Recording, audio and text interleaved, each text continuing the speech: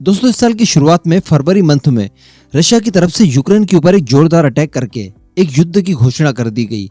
और हम सभी जानते हैं कि ये युद्ध अभी तक चल रहा है और अपने पूरे चरम तक पहुंच चुका है। अगर इस युद्ध की बात की जाए तो थोड़ा बहुत ठंडा जरूर पड़ा था, लेकिन क्रीमिया के ब्रिज के ऊपर जैसे ही यूक्रेन के द्वारा अटैक करवाया गया, उसके बाद ये युद्ध एक नए सिरे से शुरू हुआ, जिसके बाद ये बहुत ही ज्यादा विकराल रूप ले चुका है। अब हम सभी जानते हैं कि जब युद्ध हो रहा हो और एक तरफ यानी एक पक्ष इसका रशिया जैसा सैन्य सुपर पावर हो, जिसके पास 8000 न्यूक्लियर वेपन हो, और सबसे बड़ी बात कि उसके राइवल के साथ पूरी दुनिया लग गई हो और पूरी दुनिया का समर्थन उसे मिल रहा हो, तो यह युद्ध बहुत ही भयानक मोड़ पर जाकर खत्म हो सकता है, जैसे कि हिरोशिमा नागासाकी वाले केस में हुआ था। द्वितीय विश्व युद्ध जो कि बहुत ज्यादा खतरनाक मोड़ पर पहुंच गया था, अंततः उसे रोकने के लिए अमेरिका द्वारा जापान के हिरोशिमा नागासाकी के ऊपर न्यूक्लियर वेपन्स दागने पड़े और फाइनली ये युद्ध समाप्त हुआ। तो इसी तरह की कुछ आशंकाएं रशिया यूक्रेन वॉर को लेकर भी दिखाई जा रही हैं। अभी हम सभी जानते हैं कि इस युद्ध को रुकवाने के लिए सभी देशों की तरफ से अपने अपने प्रयास किए गए हैं, लेकिन सारे के सारे प्रयास विफल रहे हैं। अगर भारत की स्पेशली बात की जाए तो एससीओ के समिट में प्राइम मिनिस्टर मोदी द्वारा इस बात को जोर देकर अपील की गई कि देखिए, यह युद्ध का समय नहीं है और इसे तुरंत रोकिए।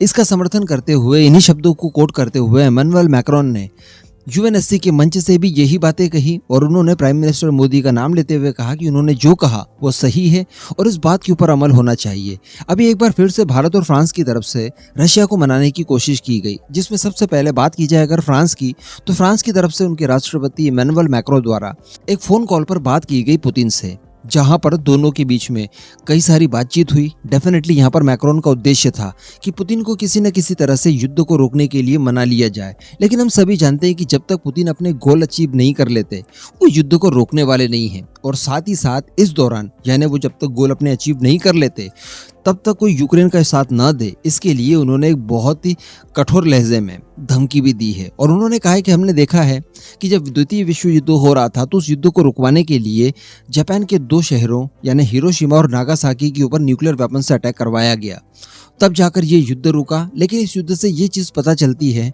कि किसी देश के प्रमुख शहरों के ऊपर आप अटैक करें, ये जरूरी नहीं है।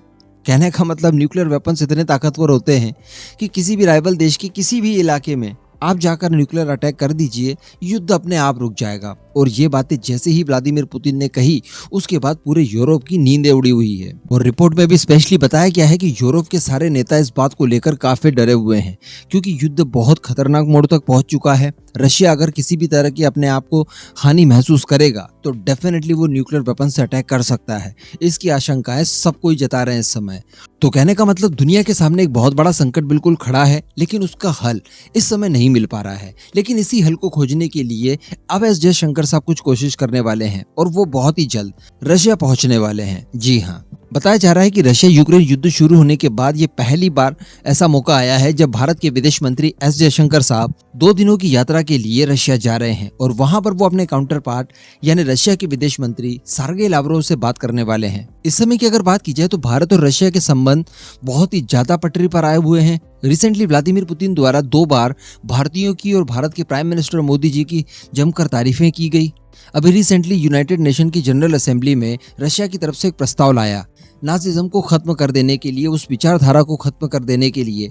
तो उस प्रस्ताव के पक्ष में भारत ने पहली बार इन सब विवादों को लेकर वोटिंग भी की। तो कहने का मतलब रशिया और भारत के रिलेशनशिप वाकई में बहुत ही ज्यादा इस समय घनिष्ठ हैं। और ऐसी परिस्थिति में एस जयशंकर साहब का रशिया की यात्रा पर जाना, एस जयशंकर साहब वो जो कि इस समय भारत की फॉरेन पॉलिसी को बहुत ज्यादा आगे ले गए हैं, उनके ऊपर सब लोग बिलीव करते हैं, खासकर वेस्टर्न कंट्रीज।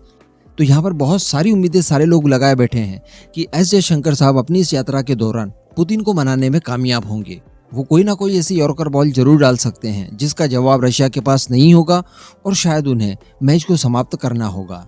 इससे पहले रशिया की तरफ से भारत, चीन जैसे अपने खास दोस्तों से बात की गई और जहां पर यूक्रेन द्वारा डर्टी बम रशिया के ऊपर दागे जाने की आशंका को लेकर अपना समर्थन मांगा गया। तो उस समय भी रशिया के डिफेंस मिनिस्टर ने भारत के डिफेंस मिनिस्टर राजनाथ सिंह जी से बात की थी और यहाँ पर भी राजनाथ सिंह जी ने काफी समझाने वाली बात कही और स्पेशली ये कहा कि जो भी अग्रेसर रहेगा और जो भी न्यूक्लियर वेपन से अटैक करेगा पहला, उसके साथ भारत बिल्कुल भी नहीं खड़ा होगा।